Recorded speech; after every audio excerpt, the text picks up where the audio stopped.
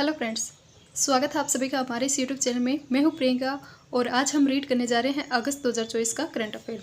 अगस्त 2024 के current affair की हम शुरुआत करते हैं और फर्स्ट हम जिस टॉपिक से स्टार्ट करने वाले हैं करंट अफेयर वो हम देखेंगे इंटरनेशनल क्रोनोलॉजी के रिगार्डिंग कुछ मेजर इंपॉर्टेंट फैक्ट, और उसके बाद में हम अदर जो भी आपके राजस्थान राष्ट्रीय आर्थिक वगैरह है उनके रिगार्डिंग जो भी करंट अफेयर्स की न्यूज़ रही थी उनको हम कवर करेंगे। या हमने सहारा लिया है एक अकेडमी के जो भी नोट्स थे पीडीएफ जो हमें टेलीग्राम पर फ्री ऑफ कॉस्ट उपलब्ध थी, तो उसको हमने पीडीएफ को प्रिंट निकलवाया है और उसी से हम रीड करने। आप भी अपने अकॉर्डिंग किसी भी एक पब्लिशर की बुक है उसका सहारा ले सकते हैं, चाहे वो आपकी करंट की क्रोनोलॉजी की बुक आती हो या फिर आप देखें मोमल की क्रोनोलॉजी की बुक आती है, मोमल की भी आती है, क्रोनोलॉजी भी आती है, या फिर अदर जो भी कोचिंग संस्थान है उनके भी करंट अफेयर के नोट्स आते हैं। तो उनमें से आप किसी एक को लीजिए और उसको ही बाद में आप फॉलो कर लीजिए, या फिर आप अलग अलग भी देख सकते हैं, उनके अकॉर्डिंग भी आपको जो बेस्ट मटेरियल लगे ना उससे आप फॉलो कर लीजिए। तो यहाँ पर जो हमने लिया है तो उसको हम रीड कर लेते हैं। कौन कौन से यहाँ पर इंपॉर्टेंट फैक्ट दिए हुए हैं उनको हम देखेंगे, साथ ही कुछ अदर इंपॉर्टेंट फैक्ट होंगे उनको भी हम बाद में लास्ट की जो क्लास होगी उसमें हम रिवाइज कर लेंगे। ओके, तो आइए क्लास की स्टार्टिंग करते हैं। फर्स्ट हमारे जो करंट अफेयर के टॉपिक है वो है इंटरनेशनल जो भी करंट अफेयर की न्यूज़ थे उनमें से यहाँ पर फर्स्ट न्यूज़ बताई गई है भारत की जो भी द्विपक्षीय संबंध है। इंटरनेशनल न्यूज़ में हम क्या रीड करते हैं कि जैसे कि किसी देश के अन्य देश के साथ कौन कौन से सहयोग समझौते हुए हैं या फिर दूसरे देशों के साथ हमारे किस प्रकार के संबंध है, उन्हीं को हम किस में रीड करते हैं, इंटरनेशनल क्रोनोलॉजी पे रीड करते हैं। तो यहाँ पर जो हमारे फर्स्ट टॉपिक है वो है द्विपक्षीय संबंधों के रिगार्डिंग कौन से देश के साथ, भारत और जापान के साथ अभी हाल ही में 2+2 मंत्री स्तरीय वार्ता हुई है।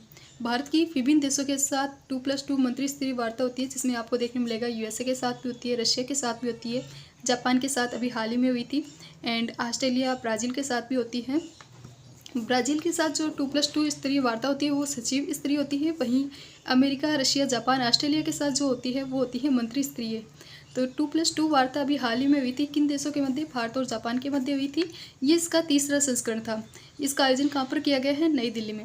इसका आयोजन इस प्रकार से किया जाता है कि एक बार आपके इंडिया में होता है, दूसरी बार आप इसके जापान में होता है। तो फर्स्ट इसका जो हुआ था 2+2 वार्ता का वो हुआ था नई दिल्ली में 2019 में, फिर इसके बाद में हुआ 2022 में, सेकेंड इसका हुआ था टोक्यो में, जापान के टोक्यो में, एंड थर्ड हुआ है वापस नई दिल्ली में 2024 में। तो ये तीसरी बैठक थी। तीसरा आप इसका क्या बता सकते हैं, संस्करण था भारत प्लस जापान के बीच ये जो मंत्री स्तरीय वार्ता है इसका। कौन सी वार्ता थी, 2+2। तो हमारे एग्जाम में इससे क्या रिलेटेड क्वेश्चन पूछ सकते हैं कि हाल ही में 2+2 वार्ता है वो किन देशों के मध्य आयोजित की गई थी और कहाँ आयोजित हुई है।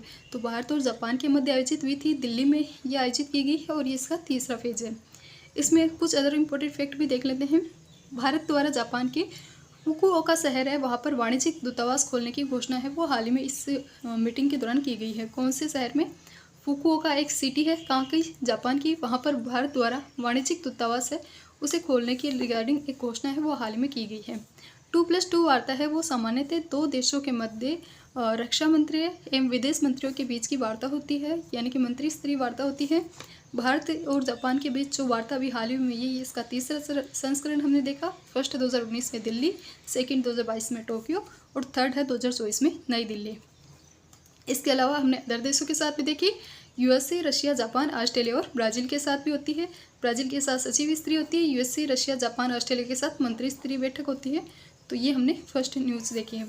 इसके बाद में सेकंड अदर फैक्ट देख लेते हैं, कौन कौन से अदर देशों के साथ भी द्विपक्षीय बैठक है वो आयोजित हुई थी।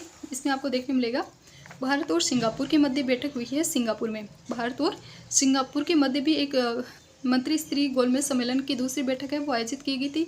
कहाँ पर आयोजित की गई है, सिंगापुर। तो यहाँ पर जो एग्जाम ओरिएंटेड फैक्ट है उन्हीं को रिटर्न किया गया है। तो ज़्यादा टॉपिक को डिटेल से न देकर जो एग्जाम ओरिएंटेड हमसे क्वेश्चन पूछे जा सकते हैं उसी के रिगार्डिंग हम भी देखेंगे। तो भारत और जापान के मध्य कहाँ पर मीटिंग हुई है, सिंगापुर में हुई है, और मंत्री स्तरीय बैठक की ये कौन सी है, सेकंड है। भारत और ब्राज़ील की संयुक्त आयोग की बैठक भी हुई है, कहाँ पर हुई है, नई दिल्ली में हुई है, और नौवां संस्करण था। जो नौवां संस्करण किसका है, ब्राज़ील के साथ जो संयुक्त आयोग की बैठक हुई है कहाँ पर, दिल्ली में। तो दिल्ली में इससे पहले हमने देखा था जापान के साथ 2+2 मंत्री स्तरीय वार्ता, और दिल्ली में ही हो रही भारत ब्राज़ील संयुक्त आयोग की बैठक। इसके अलावा भारत और रशिया के बीच में भी संयुक्त आयोग की बैठक हुई है, वो ये मॉस्को जो रशिया की है, मॉस्को।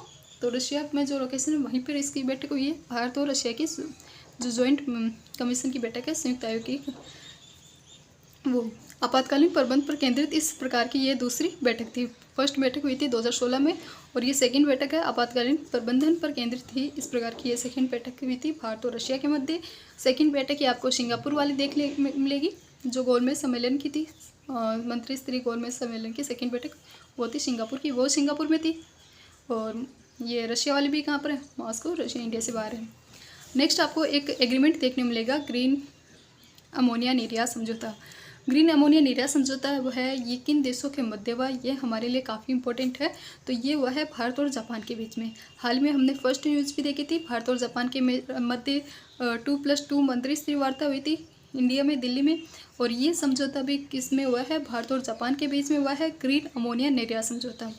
भारत से जापान के बीच आपूर्ति को सुनिश्चित करने के लिए head of terms HOT head of terms है। इसका समझौता भारत, जापान और सिंगापुर के मध्य हुआ है। तो हेड ऑफ टर्म्स का समझौता किसके मध्य हुआ है, भारत, जापान और सिंगापुर के मध्य हुआ है। और भारत और जापान के बीच में ग्रीन अमोनिया निर्यात समझौता है, यह अभी हाल ही में साइन किया गया है। इसके अलावा नेक्स्ट न्यूज़ देखते हैं, आपूर्ति व्यवस्था की सुरक्षा समझौता। आपूर्ति व्यवस्था की सुरक्षा समझौता SOS है, यानी कि सिक्योरिटी ऑफ सप्लाई अरेंजमेंट। ये किन देशों के मध्य हाल ही में साइन किया गया है, तो ये साइन किया गया है भारत और अमेरिका के बीच में। कौन सा समझौता, आपूर्ति से रिगार्डिंग। तो सप्लाई चेन मैनेजमेंट की रिगार्डिंग जो समझौता साइन किया गया है वो किसके मध्य साइन किया गया है, अमेरिका और इंडिया के मध्य। एक प्रकार का गैर बाध्यकारी समझौता है, इसकी ये कैसा है, नो लीगल बाइंडरी, ये एग्रीमेंट है, इसका कोई भी लीगल बाइंडिंग नहीं है।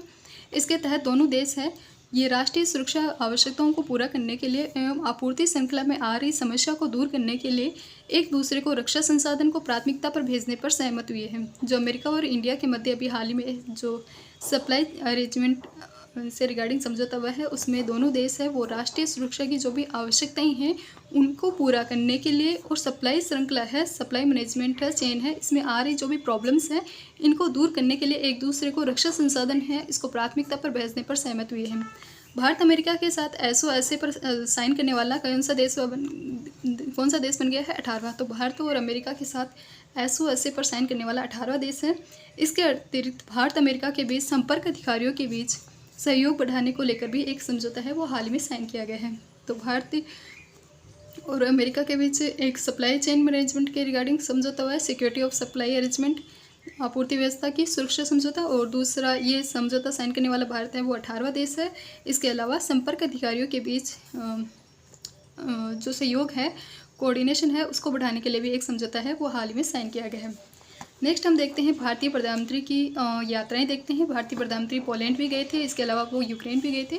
तो इसके रिगार्डिंग कुछ इंपॉर्टेंट फैक्ट देख लेते हैं। 45 पोलैंड की यात्रा पर जब भारतीय प्रधानमंत्री गए थे तो उनके रिगार्डिंग कुछ इंपॉर्टेंट फैक्ट है कि 45 वर्षों के बाद किसी भी भारतीय प्रधानमंत्री का ये पोलैंड दौरा था। जाम साहेब ऑफ नवानगर जो मेमोरियल है कोल्हापुर स्मारक पर, वहाँ पर प्रधानमंत्री नरेंद्र मोदी हैं, उन्होंने श्रद्धांजलि है वो भी अर्पित की है। तो जाम साहब ऑफ नवानगर मेमोरियल कोल्हापुर में है, वहाँ पर श्रद्धांजलि अर्पित की गई। और 45 वर्ष के बाद किसी भी भारतीय प्रधानमंत्री का पोलैंड है इस देश का दौरा है वो देखने मिलता है। भारत और पोलैंड के जो भी रणनीतिक साझेदारी के कार्यान्वयन हेतु कार्य योजना है वो 2024 से 28 के मध्य 2024 से 28 के लिए जारी की गई है। तो जो रणनीतिक स्ट्रेटेजिक पार्टनरशिप है उसकी क्रियान्वयन के लिए एक कार्य योजना, एक प्लान है वो तैयार किया गया है, वो है 2024 से 2028 के लिए। इसके अलावा भारतीय प्रधानमंत्री श्री नरेंद्र मोदी है, उन्होंने पोलैंड से कीव यानी यूक्रेन का एक लोकेशन है कीव, वहाँ तक रेल से सफ़र किया और इस ट्रेन को उन्होंने नाम दिया है रेल फोर्स 1 का नाम है वो दिया। रेल फोर्स 1 कौन सी है, पोलैंड से कीव के तक जो PM मोदी है नरेंद्र मोदी, उन्होंने जो रेल से सफ़र किया है इस ट्रेन को रेल फोर्स 1 नाम है वो दिया गया है। तो ये है भारतीय प्रधानमंत्री नरेंद्र मोदी है, उनके पोलैंड दौरे की रिगार्डिंग कुछ इंपॉर्टेंट फैक्ट। एंड इसमें आपको ये आप चेक कर सकते हो गूगल या फिर किसी भी साइट से कि पहले जो गए थे PM वो कौन से थे। आई थिंक इसमें होने चाहिए इंदिरा गांधी होना चाहिए, क्योंकि वो उनका एक सबसे अधिक अदर देशों के साथ हम देखते हैं। तो एक बार आप क्रॉस चेक कर लेना, मुझे इसका पता नहीं है कि फर्स्ट कौन गए थे, लेकिन अभी हाल ही में PM है नरेंद्र मोदी है वो जाकर आए हैं पोलैंड दौरे पर। सेकंड है यूक्रेन भी गए थे नरेंद्र मोदी, तो प्रधानमंत्री नरेंद्र मोदी है, उनके यूक्रेन दौरे के रिगार्डिंग कुछ इंपॉर्टेंट फैक्ट देख लेते हैं। 1992 ईस्वी के बाद में यूक्रेन की यात्रा करने वाले पहले भारतीय प्रधानमंत्री कौन बने हैं? नरेंद्र मोदी बने हैं। प्रधानमंत्री नरेंद्र मोदी है, उन्होंने यूक्रेन सरकार को 4 भीष्म क्यूब है वो भी दिए हैं। 4 भीष्म क्यूब क्या है? भारत हेल्थ इनिशिएटिव फॉर सहयोगिता के रिगार्डिंग है, तो इसकी आप फुल फॉर्म याद रखना भीष्म क्यूब की।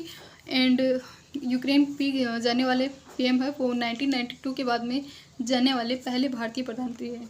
तो ऐसी जगह कौन सी है जो भी हाल में पीएम द्वारा यात्राएं की गई? तो वो है पोलैंड और यूक्रेन। यूक्रेन भी जाकर आए हैं। यूक्रेन और रशिया के में वॉर भी कंटिन्यू चल रहा है, तो उसके रिगार्डिंग भी आपने काफ़ी बार न्यूज़ में सुना होगा। तो ये हमने देखी भारतीय प्रधानमंत्री की विभिन्न यात्राएं पोलैंड और यूक्रेन। मोस्टली रूप से आपको ये याद रखना है। सेकंड हमें याद रखना है भारतीय जो राष्ट्रपति हैं द्रौपदी मुर्मू, वो भी विभिन्न देशों की यात्रा पर गई हुई थी, तो उनके रिगार्डिंग भी हम इंपॉर्टेंट फैक्ट देख लेते हैं। वो गई हुई थी आपकी फिजी में उनका एक दौरा था। इसके अलावा तिमोर लेस्ते और न्यूजीलैंड, यहाँ भी उनका दौरा है वो रहा था। तो ये इनके रिगार्डिंग भी कुछ इंपॉर्टेंट फैक्ट है वो देख लेते हैं। भारतीय राष्ट्रपति द्रौपदी मुर्मू है, वो फिजी यात्रा के दौरान जब गई हुई थी, तो फिजी के रिगार्डिंग कुछ इंपॉर्टेंट फैक्ट देखते हैं। किसी भी भारतीय राष्ट्राध्यक्ष की पहली यात्रा हम बता सकते हैं फिजी है, जो फिजी में जाने वाले पहली जो हमारे राष्ट्राध्यक्ष हैं द्रौपदी मुर्मू, ये पहली यात्रा थी इनकी। इससे पहले कोई भी भारतीय जो एक राष्ट्राध्यक्ष है वो यहाँ पर नहीं गया है, तो राष्ट्राध्यक्ष के तौर पर फिजी में जाने वाली पहली इस बार राष्ट्रपति रही है। फिजी का इन्हें सर्वोच्च नागरिक सम्मान भी इन्हें मिला है, champion of the order of Fiji. तो फिजी के नाम से ये आपको नाम है, ये याद रखना है किसका? इस नागरिक सम्मान का। तो हमने फिजी के रिगार्डिंग 2 इंपॉर्टेंट फैक्ट यहाँ पर लिखे हुए वो देखे कि इससे पहले कोई भी राष्ट्राध्यक्ष है वो फिजी नहीं गए हुए थे। फिजी में राष्ट्राध्यक्ष जो पहली बार गई है ये है द्रौपदी मुर्मू। किसी भी भारतीय राष्ट्राध्यक्ष की पहली ये यात्रा है फिजी की, और यहाँ पर इन्हें यहाँ का सर्वोच्च नागरिक सम्मान है जो इसी के नाम से है, champion of the order of Fiji है, वो इन्हें प्रदान किया गया है। तो एक नागरिक सम्मान आपको ये याद रखना है। और फिजी की यात्रा के अलावा दूसरे अदर इम्पोर्टेंट फैक्ट में देखें तो वो आपको देखने मिलेगा। भारतीय राष्ट्रपति है उनकी न्यूजीलैंड यात्रा के दौरान, तो भारतीय राष्ट्रपति है द्रौपदी मुर्मू, वो न्यूजीलैंड गई हुई थी। न्यूजीलैंड के और भारत के बीच में द्विपक्षीय सीमा सहयोग व्यवस्था है, सीमा शुल्क सहयोग व्यवस्था, इसके रिगार्डिंग एक एग्रीमेंट है वो भी हाल ही में साइन किया गया है।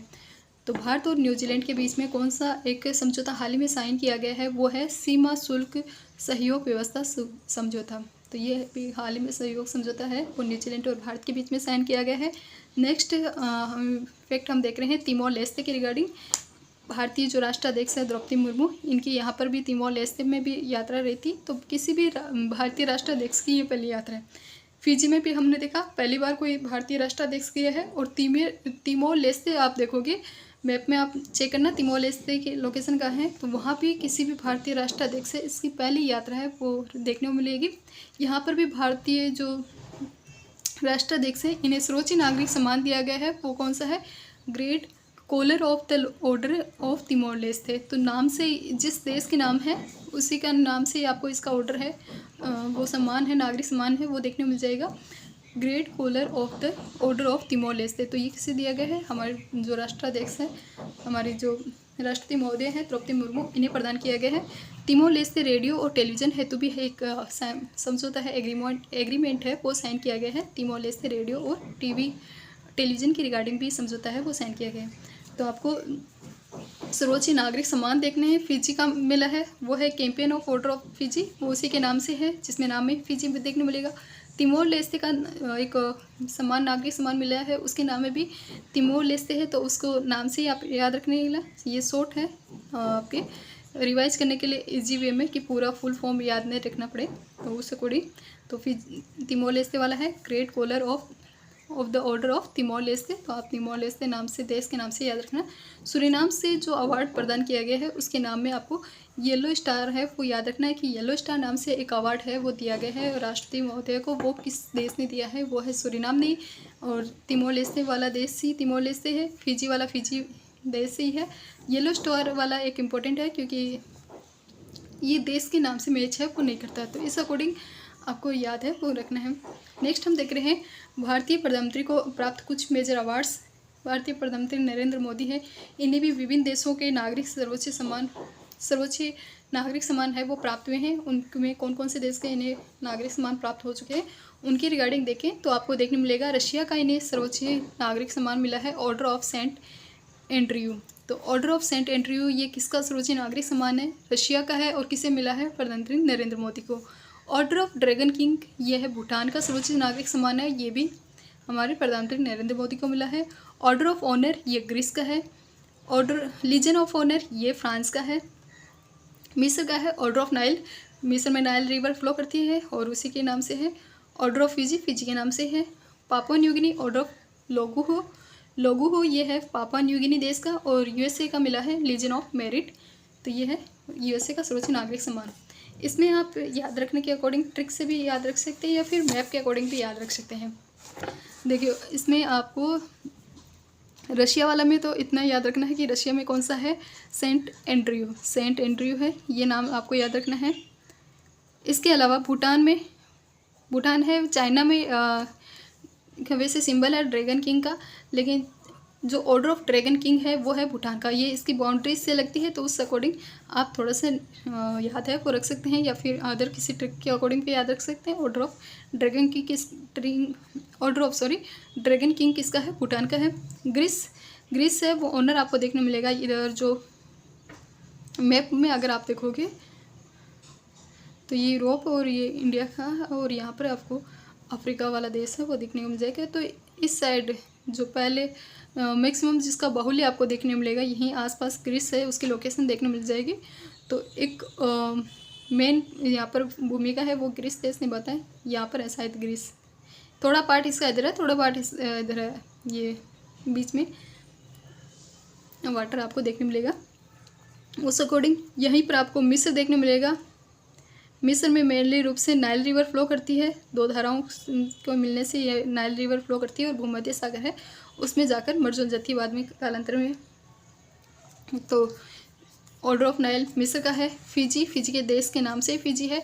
पापुआ न्यू गिनी वाला नाम आपको याद रखना है। पापुआ न्यू गिनी वाला एक अलग से देश का भी नाम अलग ही है, और जो ऑर्डर मिला है, अवार्ड मिला है, वो भी एक अलग ही नाम है, लोगोहो। तो पापुआ न्यू गिनी का है लोगोहो। अमेरिका मेरिट में फर्स्ट आता है। अमेरिका के इस अकॉर्डिंग याद रख सकते हो कि मेरिट में जिसका फर्स्ट है, तो मेरिट वाले नाम है वो कौन रखता है? America, legion of merit. ये याद रखने के अकॉर्डिंग है, आप अपने अकॉर्डिंग भी ट्रिक है वो बना सकते हैं। नेक्स्ट यहाँ पर कब है? उपयुक्त के अतिरिक्त बहरीन, यूएई, मालदीव, फिलिस्तीन, अफगानिस्तान एवं सऊदी अरब है, इनका भी सर्वोच्च नागरिक सम्मान है वो मिल चुका है। तो वर्ष याद रखने की जरूरत नहीं है। 2024 वाले देख लेना कि 2024 में कौन कौन से मिले हैं, रशिया का और भूटान का, ऑर्डर ऑफ सेंट एंड्रयू और ऑर्डर ऑफ ड्रैगन किंग। बाकी वर्ष याद रखो तो आपकी इच्छा। नेक्स्ट देखते हैं।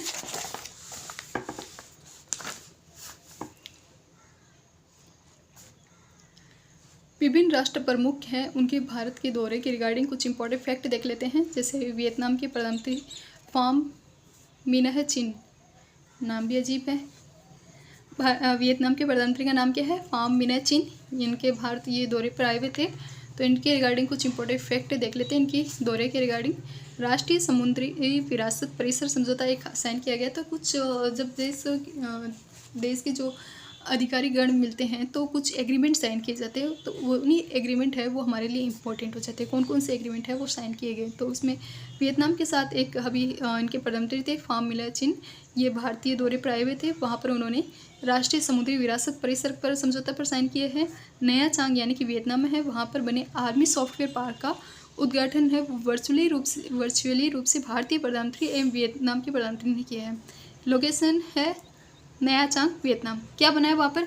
आर्मी सॉफ्टवेयर पार्क बना है। आर्मी सॉफ्टवेयर पार्क है वो बना है नया चांग वियतनाम में, और इसका उद्घाटन है वो वर्चुअली तरीके से भारतीय प्रधानमंत्री नरेंद्र मोदी और वियतनाम के प्रधानमंत्री है फाम मिन्ह चिन, इनके द्वारा मिलकर किया गया है। और एक समझौता कौन सा है? राष्ट्रीय समुद्री विरासत परिसर समझौता है वो साइन किया गया है। इसके अलावा डिजिटल पेमेंट कनेक्टिविटी है, इसके बढ़ाने के लिए भी एक एग्रीमेंट है वो साइन किया गया है। कौन से? डिजिटल पेमेंट कनेक्टिविटी है, इसे बढ़ाने के लिए भी एक एग्रीमेंट साइन किया गया है। साथ ही भारत द्वारा 300 अमेरिकी मिलियन है वो वियतनाम को समुद्री सुरक्षा हेतु दिए जाएंगे। तो भारत द्वारा रुपए है वो किसको दिए जा रहे हैं, वियतनाम को दिए जा रहे हैं। कितनी, 300 अमेरिकी डॉलर है, मिलियन में दिए जा रहे हैं 300 मिलियन अमेरिकी डॉलर। और किस पर्पज़ के लिए दिए जा रहे हैं, समुद्री सुरक्षा हेतु। और समुद्री सुरक्षा के रिगार्डिंग एक एग्रीमेंट साइन किया गया है, राष्ट्रीय समुद्री विरासत परिसर समझौता है वो साइन किया गया है। आर्मी सॉफ्टवेयर पार्क है, इसका उद्घाटन किया गया है। और डिजिटल पेमेंट कनेक्टिव है, इसे बढ़ाने के लिए भी दोनों देश है वो सहमत हुए हैं। इसके अलावा मलेशिया के प्रधानमंत्री है दातो सेरी अनवर इब्राहिम। दातो सेरी अनवर इब्राहिम ये भी भारतीय दौरे पर आए हुए थे। तो इनकी मीटिंग के रिगार्डिंग कुछ इंपॉर्टेंट फैक्ट देख लेते हैं। Malaysia international big cat alliance है, इसमें संस्थापक सदस्य के रूप में शामिल हो गए हैं। मलेशिया जो देश है, मलेशिया के प्रधानमंत्री का नाम है दातो सेरी अनवर इब्राहिम और ये अभी भारतीय दौरे पर थे। और इसके अलावा मलेशिया देश है वो एक है इंटरनेशनल बिग कैट अलायंस, इसमें शामिल होने वाला संस्थापक देश के रूप में शामिल हुआ है। अभी हाल ही में इसमें शामिल हुआ है इंटरनेशनल बिग कैट अलायंस में संस्थापक देश के रूप में। भारत द्वारा मलेशिया को 2 लाख मीट्रिक टन सफ़ेद चावल है वो आवंटित किए जाएंगे। तो भारत द्वारा जो वियतनाम है उसको 300 मिलियन डॉलर दिए जा रहे थे, किसके लिए, समुद्री सुरक्षा के लिए। और जो मलेशिया है इसको 2 लाख मीट्रिक टन सफ़ेद चावल है वो दिए जा रहे हैं। मलेशिया में आयुर्वेद चेयर है, इसकी स्थापना की जाएगी। मलाय यूनिवर्सिटी है जो मलेशिया में, वहाँ पर तिरुवल्लुवर पीठ है, इसकी स्थापना की जाएगी। मलेशिया के साथ प्रशासनिक सुधार विभाग है, इसने 5 वर्षों का एग्रीमेंट है वो साइन किया है। तो मलेशिया के रिगार्डिंग कुछ इंपॉर्टेंट फैक्ट है कि Malaysia international big cat alliance में अभी हाल ही में शामिल हुआ है, संस्थापक देश के रूप में शामिल हुआ है। भारत द्वारा मलेशिया को 2 लाख मीट्रिक टन सफ़ेद चावल है वो दिए जा रहे हैं। यहाँ पर मलेशिया में आयुर्वेद चेयर की स्थापना की जा रही है। मलेशिया में ही तिरुवल्लुवर पीठ है, इसकी स्थापना की जाएगी। कौन सी यूनिवर्सिटी में, मलाया यूनिवर्सिटी जो मलेशिया की है वहाँ पर तिरुवल्लुवर पीठ है, इसकी स्थापना की जाएगी। इसके अलावा प्रशासनिक सुधार विभाग है, इसने 5 वर्षों का समझौता है वो साइन किया है मलेशिया के साथ। विभिन्न सैन्य अभ्यास देख लेते हैं। विभिन्न सैन्य अभ्यास में आपको देखने मिलेंगे 3 मेजर सैन्य अभ्यास देखने मिलेंगे। फर्स्ट है मित्र शक्ति, सेकंड है उदार शक्ति, तीसरा है पर्वत प्रहार। मित्र शक्ति, उदार शक्ति और पर्वत प्रहार कुछ मेजर ये सैन्य अभ्यास हुए थे। मित्र शक्ति वाला है, इसका नेचर है सैन्य अभ्यास है और इसमें भारत और श्रीलंका है देश है, इन दोनों के मध्य है। तो इम्पोर्टेंट हमारे एग्जाम ओरिएंटेड है। मित्र शक्ति जो सैन्य अभ्यास है वह किन देशों के मध्य हुआ है, भारत और श्रीलंका के मध्य। स्थान है मद्रू ओया, श्रीलंका का है मद्रू ओया, वहाँ पर ये सैन्य अभ्यास है वो हुआ था अभी हाल में। ये इसका 10वां संस्करण था। वार्षिक प्रशिक्षण कार्यक्रम है और बारी बारी से दोनों देशों में आयोजित किया जाता है। तो इस बार श्रीलंका में हुआ है, नेक्स्ट इंडिया में होगा, फिर वापस श्रीलंका में। तो इनका बारी बारी से ये दोनों देशों में आयोजित किया जाता है। वार्षिक होता है, ईयर वाइज होता है प्रशिक्षण ट्रेनिंग प्रोग्राम। और ये इस बार इसका 10वां संस्करण है वो आपको देखने मिलेगा। कहाँ पर, मदुरो ओया, श्रीलंका में। भारत श्रीलंका के मध्य हुआ है सैन्य अभ्यास मित्र शक्ति। सेकंड हुआ है उदार शक्ति। उदार शक्ति है वो वायुसेना का सैन्य अभ्यास है। किन दोनों देशों के मध्य हुआ है, भारत और मलेशिया के बीच में। मलेशिया के पीएम पे आए हुए थे दातो सेरी अनवर इब्राहिम और भारत और मलेशिया के मध्य उदार शक्ति नाम से एक सैन्य अभ्यास है वो भी आयोजित किया गया है, मलेशिया के अंतर्गत ही आयोजित किया गया है। थर्ड है पर्वत प्रहार। पर्वत प्रहार है ये भारतीय सेना का है, भारतीय सैन्य अभ्यास है और भारतीय सेना द्वारा ही इसको आयोजित किया गया है लद्दाख में। भारत चाइना सीमा के नज़दीक की क्षेत्र है, वहाँ पर इसका आयोजन है वो किया गया है लद्दाख में। विशेष रूप से लद्दाख है वहाँ पर भारतीय सेना द्वारा पर्वत प्रहार नाम से एक सैन्य अभ्यास है वो आयोजित किया है। तो 3 मेजर सैन्य अभ्यास हमने देखे। एक हमने देखा कौन सा, मित्र शक्ति। मित्र शक्ति है ये है भारत और श्रीलंका के मध्य है मित्र शक्ति। मलेशिया के साथ हमने की है उदार शक्ति।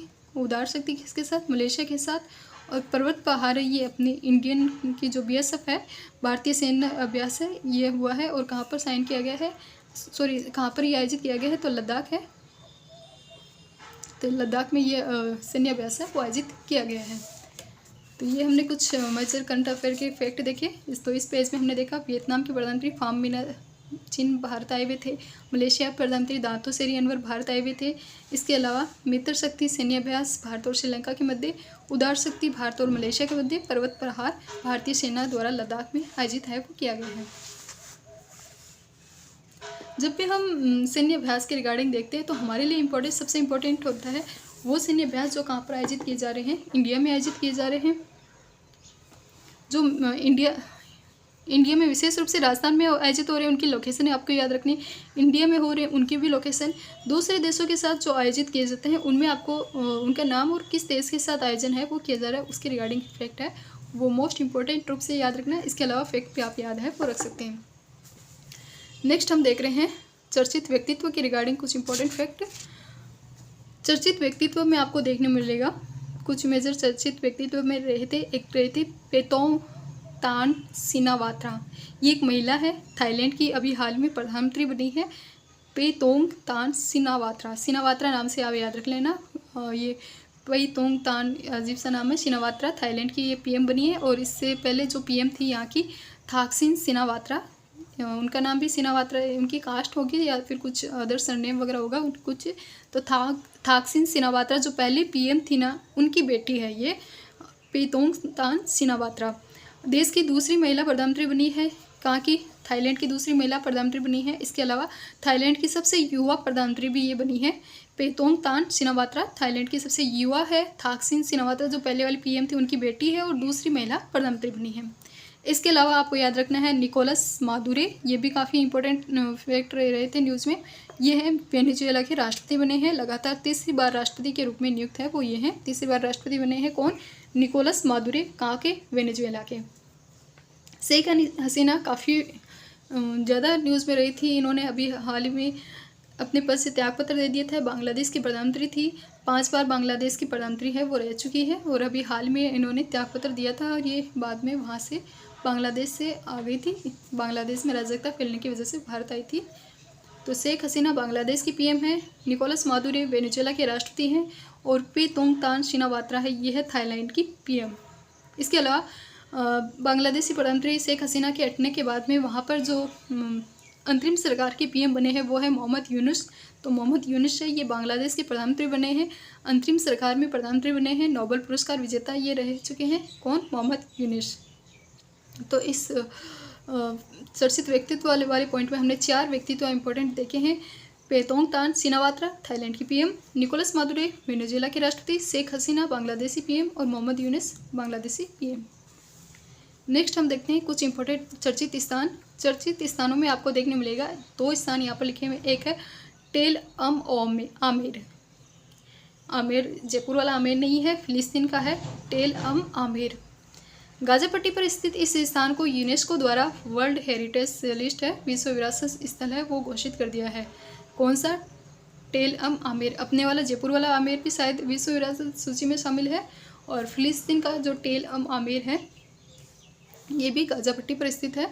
इस स्थान को भी यूनेस्को द्वारा विश्व विरासत स्थल है वो हाल में घोषित किया गया है। इसके अलावा न्यूज़ में रहे थे कुर्स्क क्षेत्र। कुर्स्क क्षेत्र है ये रशिया का है, रशिया के दक्षिण पश्चिम में स्थित है, रशिया उसके दक्षिण पश्चिम में स्थित है और इस स्थान पर अभी हाल ही में यूक्रेन ने अपना अधिकार है वो कर लिया है।